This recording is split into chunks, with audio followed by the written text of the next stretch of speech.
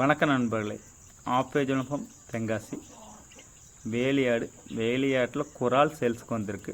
இது மொத்தம் பார்த்திங்கன்னா 9 உருப்படி 8 பொட்டை ஒரு கிடா, மொத்தம் 9 உருப்படி.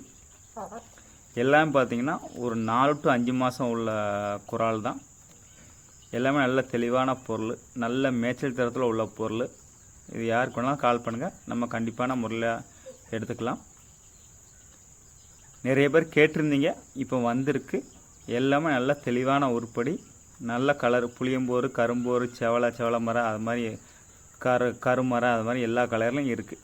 நல்ல தெளிவான பொருள். யாருக்கு வேணாலும் கால் பண்ணுங்கள், நம்ம கண்டிப்பான முறையில் எடுத்து கொடுக்கலாம். நல்லா ஆக்டிவாக இருக்குது.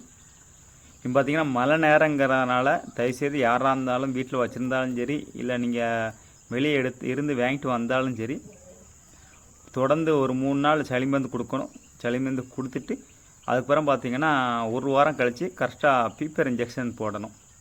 அதாவது நீங்கள் 3 நாள் தொடர்ந்து சளிமருந்து கொடுக்கணும். கொடுத்துட்டு ஒரு 5ஆவது நாள் குடல்புழு நீக்கம், அதாவது குடல்புழு நீக்கம் கண்டிப்பாக பண்ணணும்.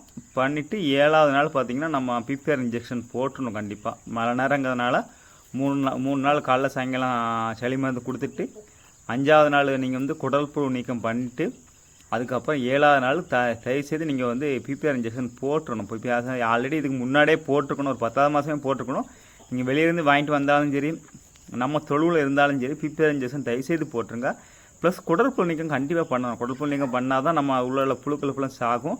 முன்னாடி நம்ம கொடுக்குற ஃபீட் அதுக்கு செட் ஆகி அதுக்கு நல்லா சதை பிடிக்கும். ஓகே, மீண்டும் அடுத்த சந்திக்கிறோம். உங்கள் நண்பன் அப்துல் ரஹீம்.